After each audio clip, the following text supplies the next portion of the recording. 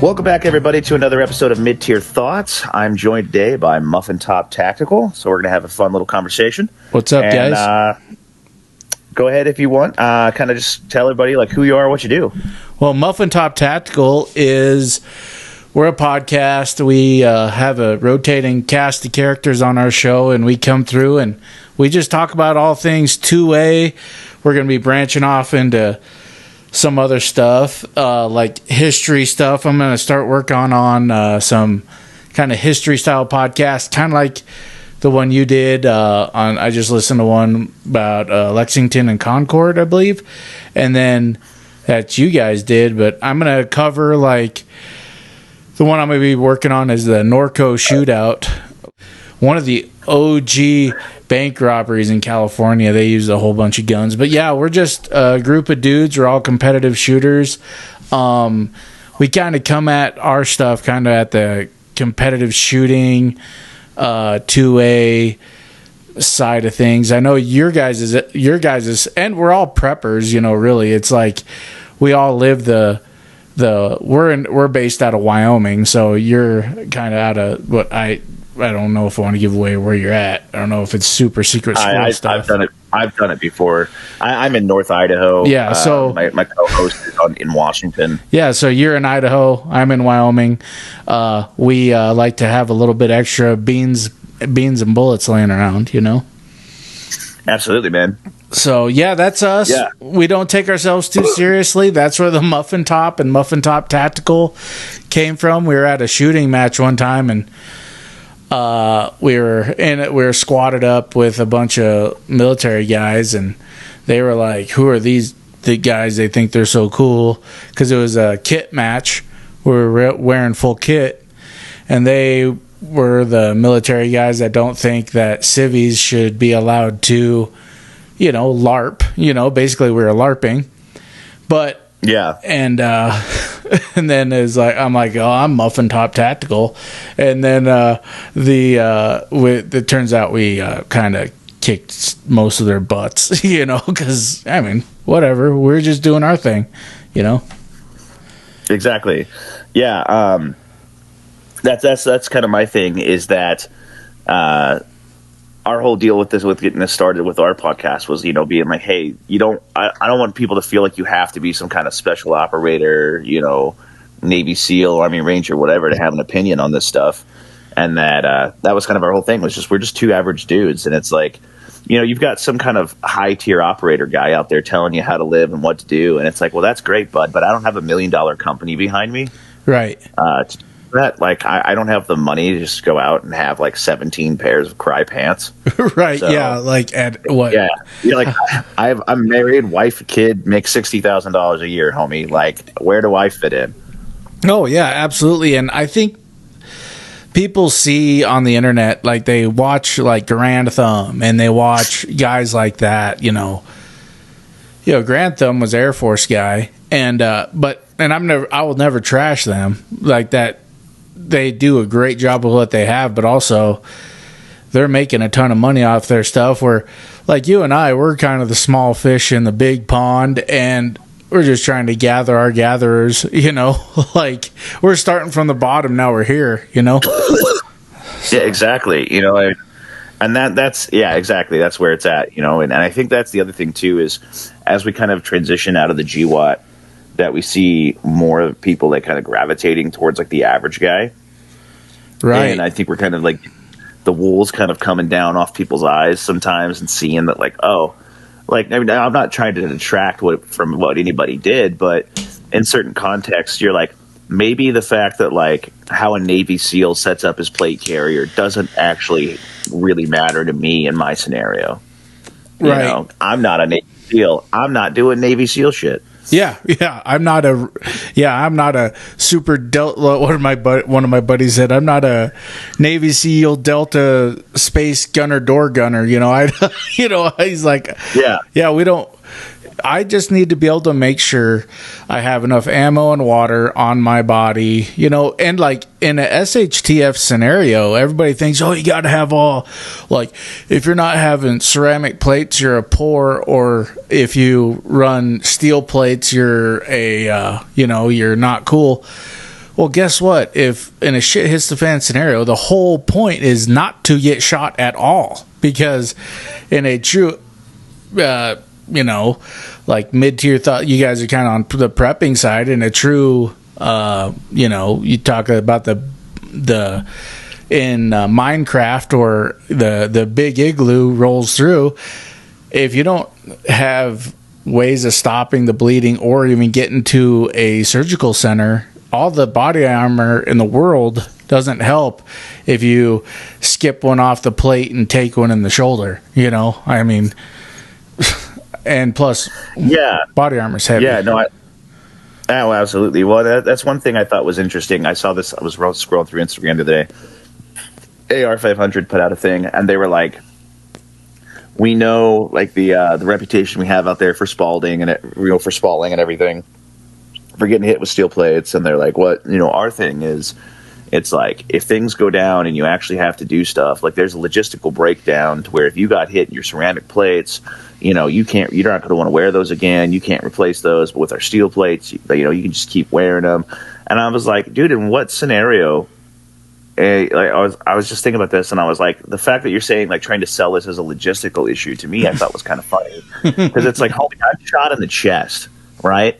Like, regardless, I'm down for a minute. You know what I mean? Like, I'm out of the fight for a bit. I'm not sitting there being like, oh, better pull one ceramic plate out and throw in another, or like, oh, thank God the steel door frame connected to my chest, absorbed that 308. Or honestly, I think Jeff Cooper or Clint Smith, one of them old school guys, is like, yeah, you can wear body armor, but it's just whether or not you're lucky, the bad guy's good enough to shoot you in it. Odds are you're going to get hit in pelvic girdle, an extremity. I don't know if have you done a lot of like airsoft or like sim training? Have you done a lot of that stuff, Austin? I've dabbled. I've dabbled. So where I've noticed most of the time you get hit in your hands or your arms, because that's where everybody's looking. If you look at but granted, that's kind of in front of your chest plate most of the time when you're shooting. But odds are you're not just getting hit in your center of the chest, Superman, right where the Superman S is. It's generally going to be hands, fingers, forearm, thigh, wherever, because people are shooting and then they're super focused on the gun. So a lot of times, actually, a lot of that fire goes directly at the gun by what people are focusing on when they're shooting. That makes sense? Like, yeah, exactly. So that's what I noticed, because we used to do a lot of sim training and miles gear training and paintball training back in the early GWAT with SWAT teams, tier 1 guys, stuff here in Wyoming. And man, I got shot so many times in the freaking hand, and like, I mean, in the upper extremities, that I'm like, that's a thing, like, because they're just literally looking at the gun. They're so scared of the gun. That makes sense? Absolutely. Yeah. No, I mean, that's the thing, for sure, is that it's interesting to me that I think that where people put this kind of idea of what's going to happen and how things are going to go down, and even some people who like have been places, done things, whatever. I think sometimes it just takes a good way to like have someone who, have someone from the outside look at this and be like, does this make any fucking sense? Right. Like I fully believe have water, food. If you can afford plates, if you can afford to go out and buy HESCO plates, cool, go buy them. But I would probably buy ammo first and make sure you got a good rifle and have some good load bearing gear. Like, I see you guys, what I like about your guys' channels, you're not focused on buying the latest thing from, like you said, Cry or whatever. Dude, you get a lot of stuff done with, go to a MilCert place, and if you could get to a MilCert place that's by an army base or a military base of any type, dude, you could get completely kitted up. It might be a generation or two old, but Yeah. you could have pretty much the same LBE as the modern military does for way cheap. Well, and that's kind of our thing is that, with us, it's like we're not made of tons of money, right? I don't have the money to go. It's like my thing, for example, right? I understand that there is a certain amount of quality difference when you pay for certain things, right? Right. But I also can't wrap my head around paying $400 for a chest rig.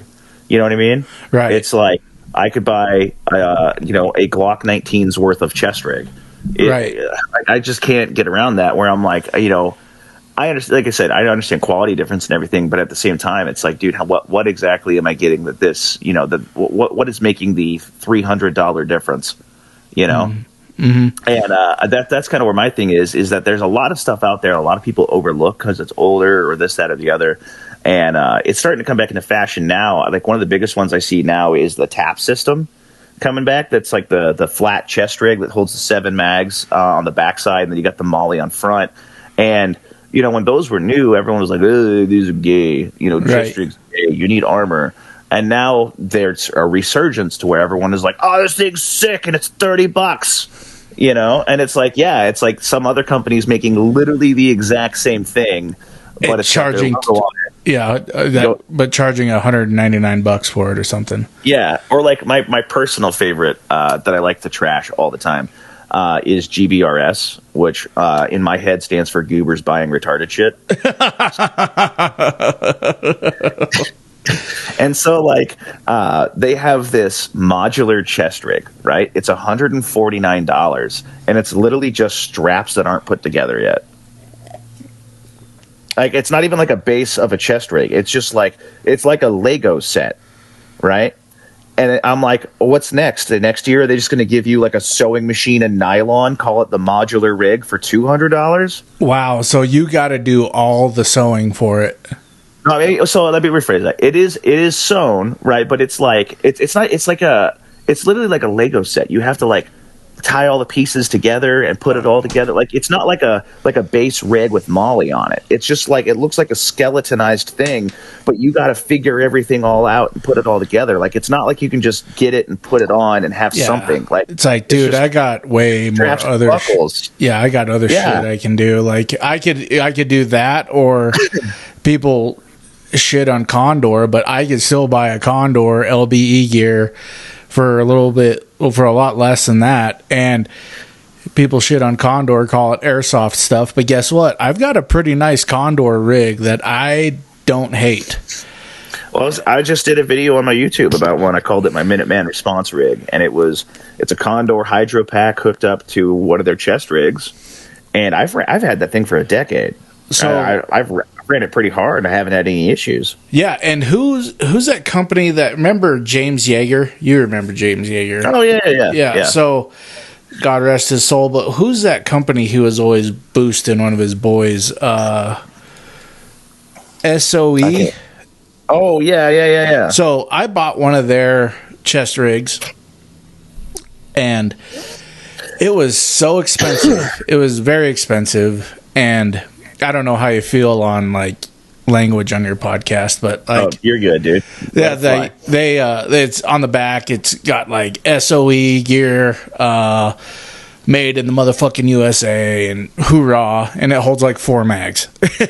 But it cost me because I was totally drinking out of the James Yeager,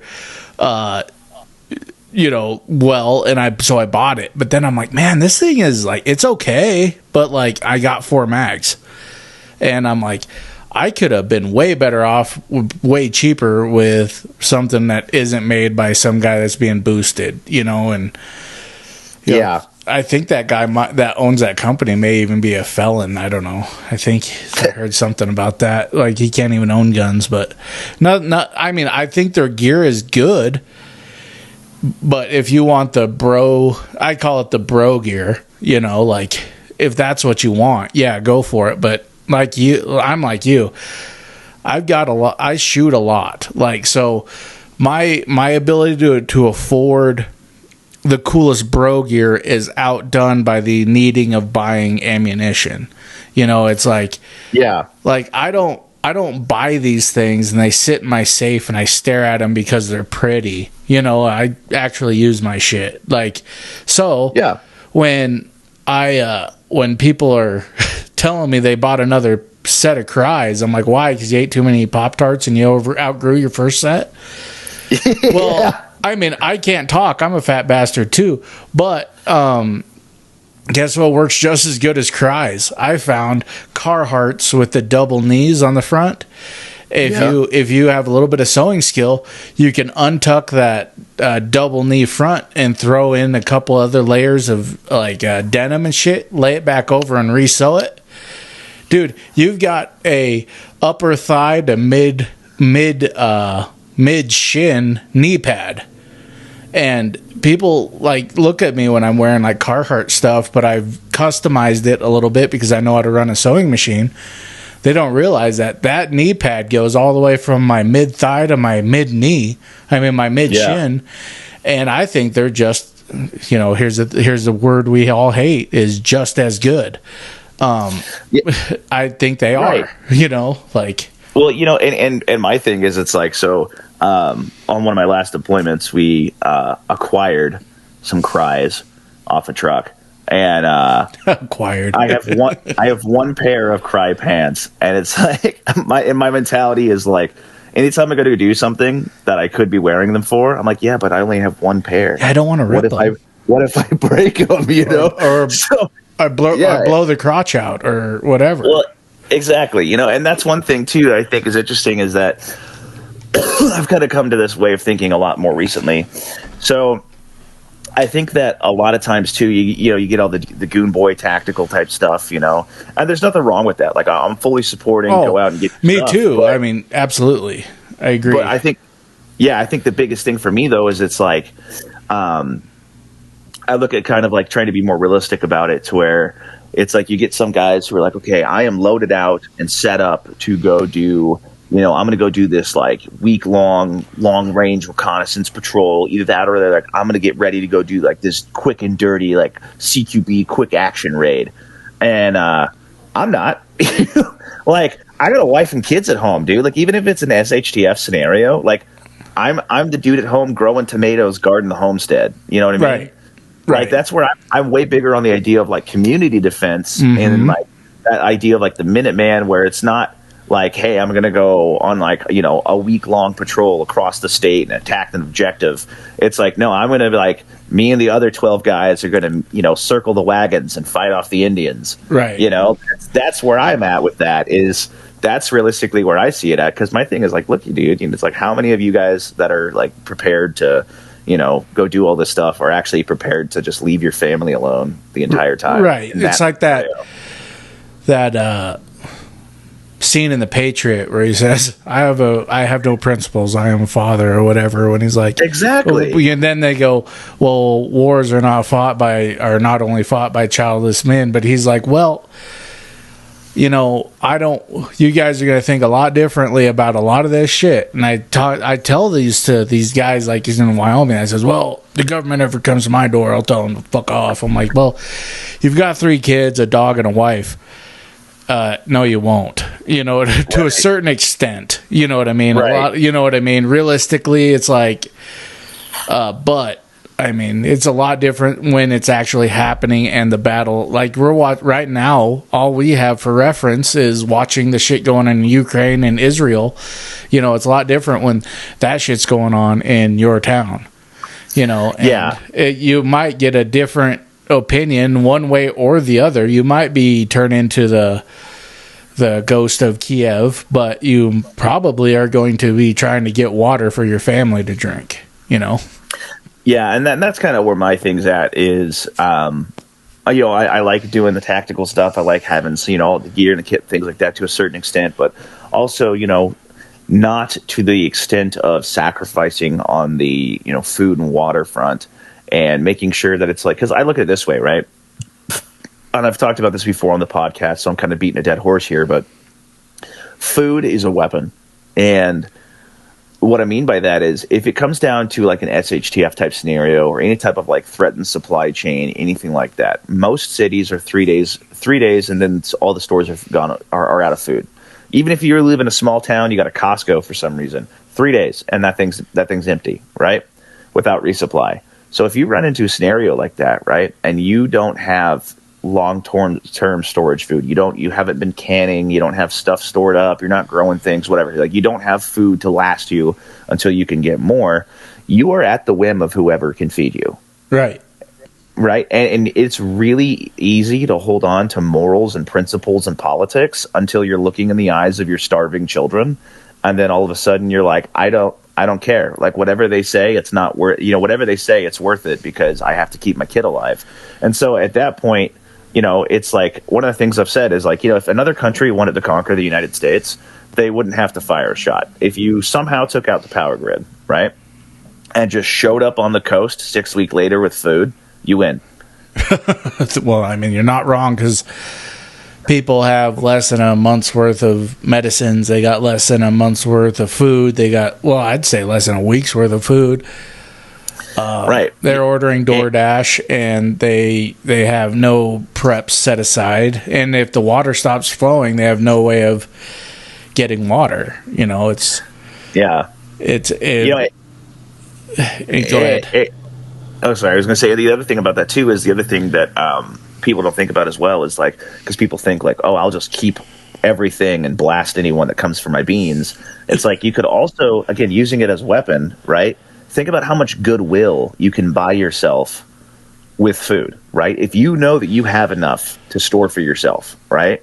At least for a certain amount of time. How hard would it really be to be like, take 3 MREs to your dude next door to feed his kids, and like all of a sudden you've bought some goodwill with that guy. He has a vested interest in your survival. Or take time while it's peaceful. Build your. Exactly. I call it building your tribe. Like that's the thing we talk about pretty constantly. Is build your tribe. I know one of my buddies, he's a mechanic. Another one of my buddies, he's a plumber, and one of my other buddies, he's just a general handyman. He can.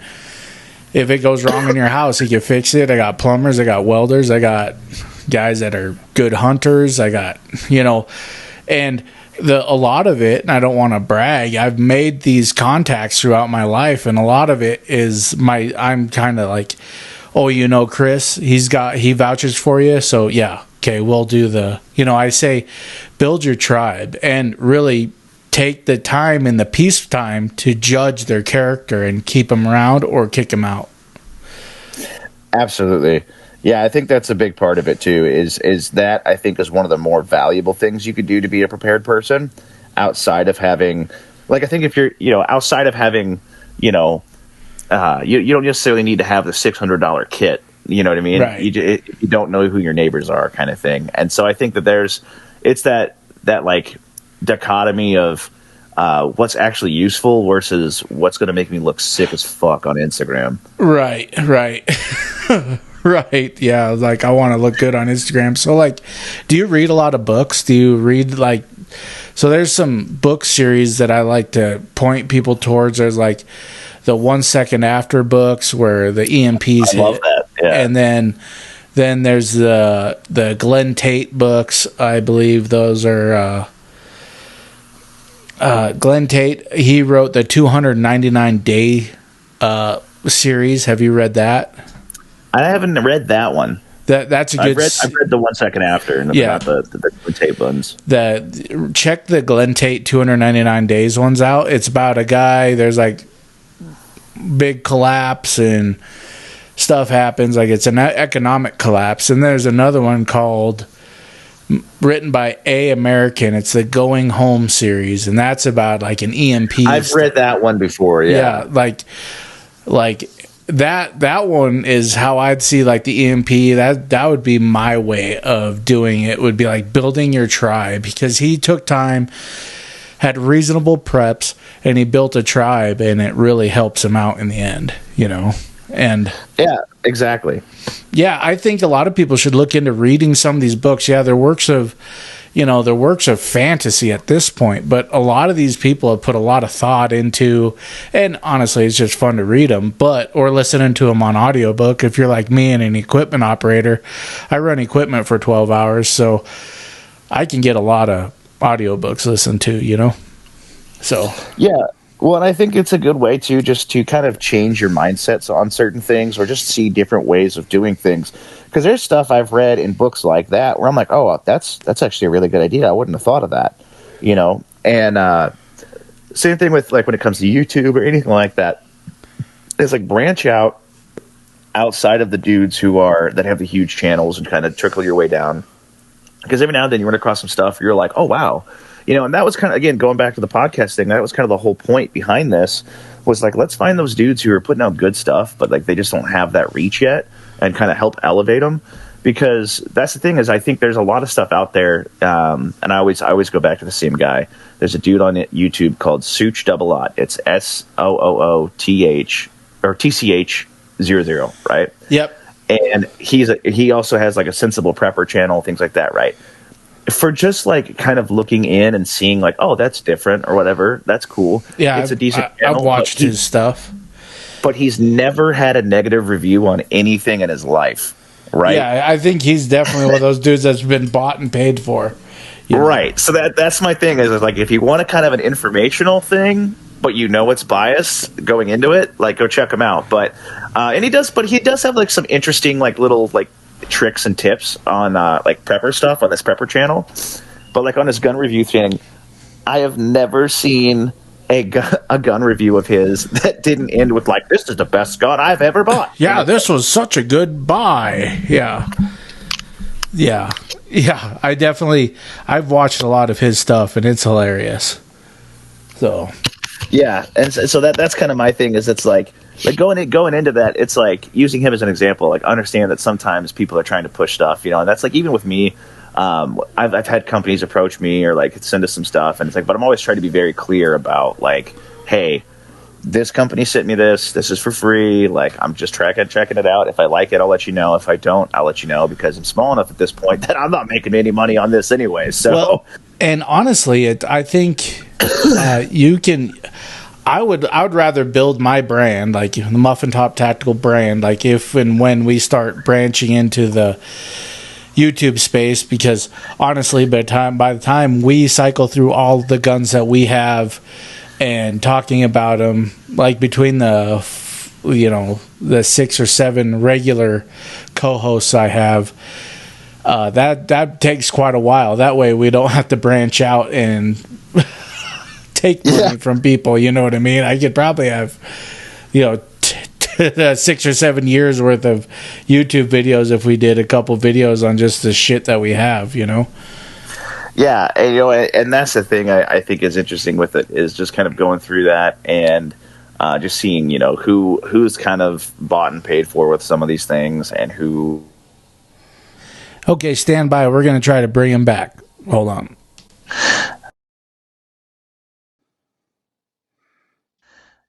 All right, sorry about that, everybody. Had a little technical difficulty there, getting everybody back up and on here. Had a storm roll by and we lost connection. So we're back now.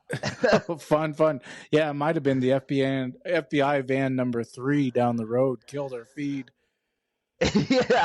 Yeah. It's been. People don't realize this because it's just a second you guys have been gone, but we've been battling it for about 20 minutes trying to get back. As a matter of fact, I forgot what we were talking about. I did too. So let's talk about something else. So AK versus AR, what do you like better? Oh, okay. See, that's a trick question, because as much as I like my ARs, I'm actually a G3 guy. Ooh, you're you're a heckler and couch kind of guy, huh? Oh yeah, I love me some heckler and cock. Yeah. Yeah. No, I probably about 2 years ago. Actually, yeah, almost 3 years ago now. I bought a PTR 91, and I love that thing. Granted, I like my ARs. I'm not nothing against AKs. Like, I've had AKs in the past. It's just I simplified everything as far as ammo Right. by getting rid of certain calibers and stuff. But my G3, man, I love that thing. Like, I have this really weird fascination with um like having a mental fantasy of using like some of my more unorthodox firearms to defend myself.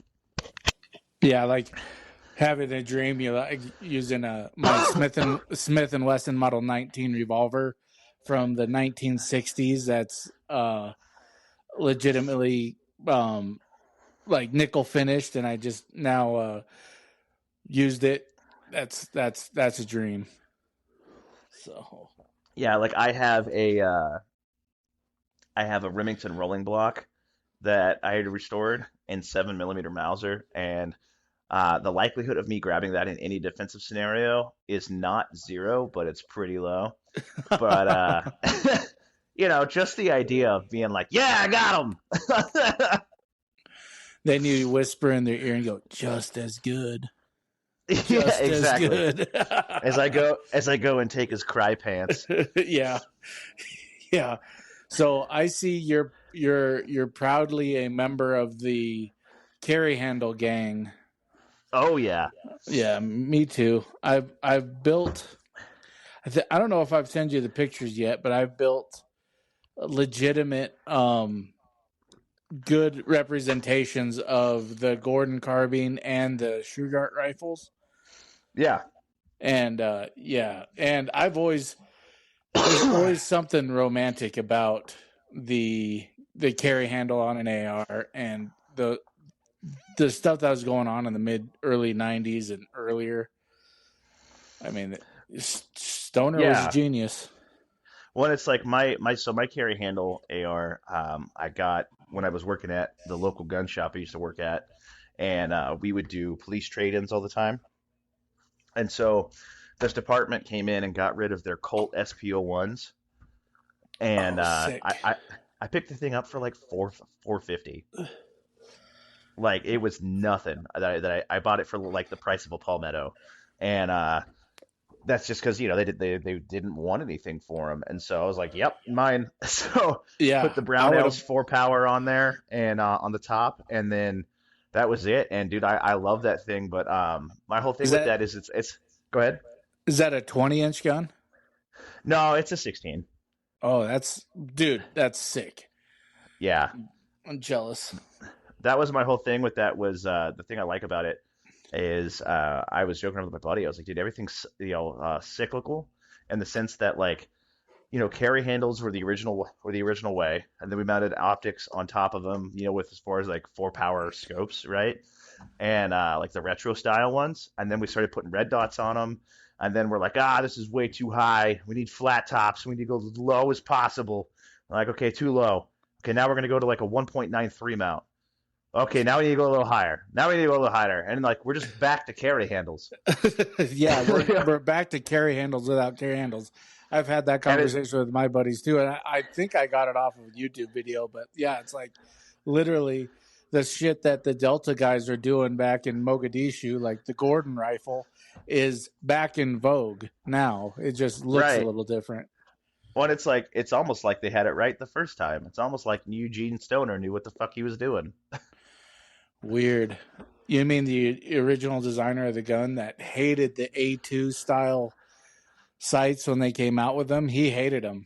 And Yeah. because he's like, there's no reason for it. He's like, you don't need, this is a battle gun. It's not a target gun. Now I get why they were thinking like target, like that's great for like long range target stuff, but you don't need all them dials and crap on a battle rifle. Just zero it and shoot the son of a bitch, you know? Right, which that's why I think it's so funny for me, like looking at different firearms from that era, or just really any era, and seeing like for me the big thing for guns is seeing like the mentality of the people who created it and like and of the nation at the time, because I think you can learn a lot from that. And for example, like looking at like the AR, the AK, and then like my G3, what I see is like so the AR, like you said with the sights like, and everything, it's designed like it looks like it's designed to be a precision instrument, right? A pinpoint precision instrument. Now it was it's Well, supposed the to be a difference, battle implement, but the go ahead. A1 versus the A2, like the A1 sight is more the battle sight, and Yeah, the A2 is more the precision sight. So I guess, are you talking yeah. more like the A2? So that's like the Yeah, whole other more like side. the A2s and the more Right, like precise system with that. And it's right. interesting because when you look at the American idea of accuracy and you look at like the history of American rifles up to that point, right? We have this history of wide open spaces, long range shots, precision shooting. Like military marksmanship was less about like how many, can you do like some quick, come up and do some quick shots, and more like you'd have a dude sitting there like Olympic status, popping, 2 rounds touching each other at 500 yards. And that was Right. considered like, good to go. And the time period, right? Right. A lot more like marksmanship than like combat shooting. And then you go to like the AK, and they're like, can you put 3 rounds in a body at 100 yards? We don't care where on the body, solid. Like that's Soviet accuracy, Yeah. That was man-sized target, 100 yards, 3 rounds, sick. Yeah, like, and then can you engage effectively, reasonably out to 300 yards? Okay. Yeah. And it's like you can see the mentality at the time, because it's like, again, like the American Sight 6 picture and the American idea is like, man, how many rounds can I stack on top of each other? That's considered accurate. And the Soviets are just like, can you fucking hit a guy? Great. Rifle is good. Vodka yes, exactly. is good. Rifle is good. And then you look at like the G3, for example, right? And I think it's interesting because you've got like the kind of barrel sights, right, that rotate. So your wide open sight, like your CQB sight, it's just a big, basically it's just a giant pistol sight, right? And it's like if it's somewhere in there and he's close enough, you're gonna fucking hit him. It's kind of like like when you're shooting your red dotted pistol and you're at 7 yards, just shoot the tube, man. You're fine. Yeah, just exactly. Like, if he's in the box, you're good. Because like what difference at that distance? What's 2 inches? Right. Yeah, I think like you said, analyzing the different designers' thought processes is very interesting. And yeah, like, I mean, go ahead. Oh, I totally forgot, like, because I got that M1A for the Shugart gun. And I took that out and toasted a 10-round mag through it, because it came with a 10-rounder, and I was trying not to shoot all the 308. And then, so I roasted a 10-round mag through it, and I'm like, oh, that feels way different than an AR, because that's a man caliber, and I forgot what it was like to shoot man shit. So, like, I was like, oh, this thing is actually cool. So now I'm looking at all the M1As that are like the tanker or the scout ones that they have, like the shorter versions, not the 22-inch versions. Yeah, like the SOCOM and stuff. Like the 16-inch barrels. Yeah, because I'm like, ooh, that would be cool to shoot like 3-gun heavy metal, where it's a pump shotgun, a 45 single stack, and a 308 battle rifle. I think, because odds are I'm not going to win when I go to a 3-gun match, because I don't really care all that much, but I could be the guy that's shooting all the badass shit and stand out in that way, Yeah, exactly. I mean, it's one thing to do well with a rifle that's like super, outfitted to a specific purpose. It's another one to show up and be like, ha, M1A go boom. M1A go boom. 870 shuck gone. Shuck gone, Yeah, exactly.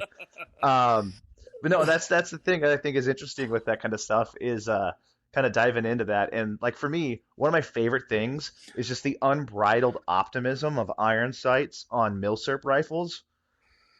Like my infield, right? You can elevate those sights to 1,300 yards. Okay. That thing drops off ridiculous after 5, right? Like you're shooting 5 feet above, like you're aiming 5 feet above the guy, and like it's just like that kind of thing that blows my mind, like the mindset of this kind of stuff. Or like my favorite is the Japanese Arisakas. They have anti-aircraft sights. Yeah. And so yeah, they fold down to the sides, and they have these little notches on the left and on the right. And the idea is, as soon as the plane enters the notch, you and 100 of your other buddies all fire your rounds and hope you hit it. And you're like, whose idea was this? Who thought this was a great idea? Well, that was designed for probably biplanes. That was before the jet and Oh yeah. the Mustangs and stuff. Like, okay, you could try it with your. I don't even know what's an Arasaka chambered in. I don't even remember. Well, so that's another little funny thing that I think about is that originally they were chambered in basically the Japanese version of 6.5 Carcano. It was 6.5 Okay. Japanese, but Okay. later they rechambered them during the war to basically the equivalent of 30-06, and it was Okay. 7.7 Japanese. And the reason for it, again, going back to mentality, 6.5 worked really well when you were shooting other people that were 5 feet and fed on rice. When you had some 240-pound corn-fed motherfucker from Kentucky, that wasn't cutting it, and you had to start slotting hunting cartridges at them. Yeah, like, oh, Americans are big and strong like bull. I don't know what Yeah. accent that was. That was more like Russian or German. I don't know what that was, but American are American are big.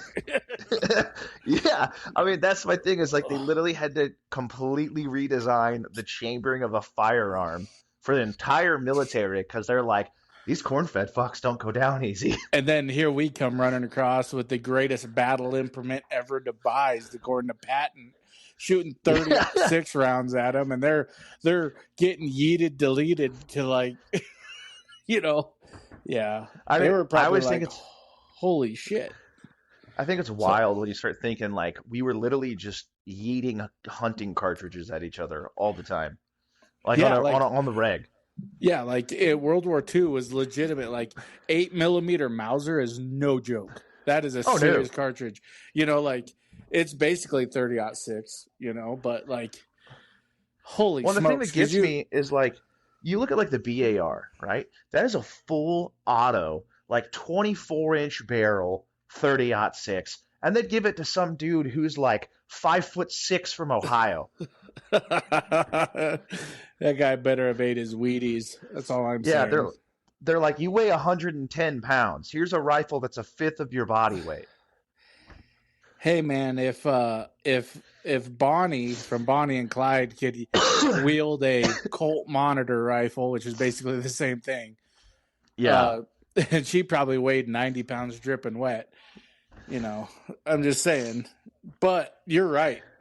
World War One, World War Two, we were just yeeting freaking full bore hunting cartridges at each other, and then we went to after Korea, we went to the mid, what they call that, the sub calibers. I don't know, like the the intermediate cartridge. intermediate. Yeah, thank you. The Well, intermediate cartridge. yeah, So it's interesting. I think that like kind of thinking about it, right? We go from no body armor and thin steel pot helmets, right? Basically, not meant to stop bullets as much as stopping frag, right? And yeah, so basically, steel pot helmets and no armor shooting deer cartridges at each other, right? To body armor and varmint rifles. yeah. I was seeing where you're going with that, and I just thought that is lunacy. It's Yeah, like, you're like, okay, what? yeah, that is funny. It's like, but we got smarter too. And the Oh thing yeah, that annoys me about the new SIG program, that the new SIG rifle that the Army approved, is we're going yeah. back in time. We're going back Oh in yeah. time to a full house, full power round with 20 round mags. And really, if you give a smaller statured soldier, I won't say man, woman, I mean any smaller statured soldier, you're going to run into the same problems they ran into with the M14 between Korea and Vietnam, where they're like, man, it would be nice to have more ammo, and it would be nice if this thing didn't recoil so damn much. Right. Well, I mean, it's like realistically, it's always going to be easier to teach somebody to learn fundamentals of marksmanship and shooting with my AR-15 than with my G3, right? Like my wife is like 5'1", right? Right. It's going to be if I'm like, hey, here's your rifle, we're going to combat. It's gonna be way easier to be like, here's my AR-15 for you. You're good. You got it. Than be like, hey, here's a rifle that weighs as much as you do in a caliber that's gonna put you on your butt. And and try to hit something. and you got to carry at least 100 rounds of ammo and magazines. Right. Yeah. And so that's the other side of that too. And I think realistically, when it comes to the SIG thing, and like I trash SIG all the time. I think that realistically, when it comes down to it, it's all just a money grab. It's like, hey, let's make a proprietary caliber that only we're gonna make, and a gun that only we're gonna make. And it's no coincidence that the dude on the Army procurement contract for that happens to have a 6 or 7 figure job at SIG now. It's like, come on, man. Yeah, because because I'm no fan of the 320. I'm not gonna say I trash it, but are you kidding me? They choose the 320 over the Glock. Yeah, or I mean that's the other thing too. It's like that whole program was basically just set up from the get go for SIG, and everybody else had to test as a formality. Right. So it's not blatant that they're choosing it. But yeah, do I think SIG makes quality stuff? Yeah. Have I shot SIGs in the past? Sure. But I don't know. I just find it, the guy that was like what you said, the guy that the upper brass and SIG was all military hookup people, it's pretty funny. Oh yeah, well, and that's just one of those things where I think it's interesting again going back and looking at that, like seeing again like the different history and like mentality of people in firearms designs and like what gets adopted when and what. Like I know you like the M14 for example, but like one of the reasons I think it was adopted, and I always find this kind of fascinating, was basically the Brits designed the FAL, and they designed it in a cartridge called 280, right? And it basically outperforms. It was basically the 277 of its day, and it outperformed 308 in every way, right? But this American colonel comes along, and he's in charge of the weapons program for the U.S. and the U.S. attachment to NATO, and he decides, nope, I was too late to World War II, didn't get any glory for myself. This is how I'll make my name. We want an American cartridge, 308, and we want the rifle to take 80% of the tooling from what we already have with the M1 Garand. So we're just going to scale it to 308, right? And everyone was like, all right, fuck me, I guess. And we basically bullied everybody into taking 308. Yeah, and then 20 years later, we just said, we're done with this. We're going to go with the 5.56. Yeah, and it's funny to me too because then like weird get into the weeds gun knowledge. The Italians have their own version of the M14 called the BM59, but it's actually an M1 Garand that is like it's an M1 Garand that they necked down to 308. They rebarreled them and then added the magazine, and the magazines are a little different. And the reason for that is because the Italians got all the tools and stuff to start making M1 Garands after the war, right? We were like, hey, surplus stuff, everybody, we're rearming NATO. You guys are going to run Garands now. They're like, sick. And literally, like, the year after they started pumping out Garands, we're like, 308's a thing. And they're like, God damn it! I had to completely redo it all over. And so they're just like, screw it. We'll just make it. We'll modify the magazine and call it a day. And it's things like that I just think is hilarious, where we just like bully entire countries into be like, no, you're going to do this. What's the name of that gun? I'm going to Google it real quick because I think I've seen it. The BM59. It's just like a slightly different Italian M1A. That's funny. Images. Oh yeah, yep. But yeah, it's like the magazine's a little different because it's a 30-06 magazine that they kind of like narrow down to be 308. Yeah, it's like a single stack mag. It's a Bravo Mike 59. Or you have the French, right? And the French are always like on their own shit. And so they make this rifle called the Moss 4956, right? So everyone in NATO is on board. They're like, all right, we are doing 308. We're doing semi-auto, 20 to 30 round magazines. We got some of the most iconic firearms in existence at this point, right? We've got the FALs with the Commonwealth and the Brits. We got the G3s or the SETME on the other half of NATO, or everyone's running AR-50, an AR style platform, right? Right. Except for the French. The French are like, hey, we're going to take a rifle we developed in the 40s before the Nazis came. We're going to revamp it. It's going to have 10 round detachable magazines, and we're going to run that shit till the 80s. So, well, there's a picture I saw somewhere, and it's like these dudes are doing war games in West Germany, and you've got the Germans there with their G3s, you got the Brits with the FALs, Americans with their, some of them still are rocking M14s, some of them are rocking, A2s, and then here's the French with this slightly modified, still wood and iron rifle with 10 rounds in the mag. Well, hey man, they're trying. Like we owe them America. The French came and saved our ass during the Revolution and stuff. Yeah. But that's just because the Brits fought 3 French and Indian wars basically against them. Yeah.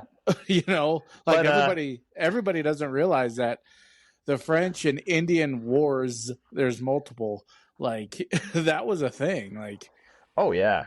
Well, that goes back to that idea of the Minuteman thing, like we were talking about before, is like the whole reason that started was like, hey, the government cannot guarantee your security. You're on your own. Right. And they were like, oh.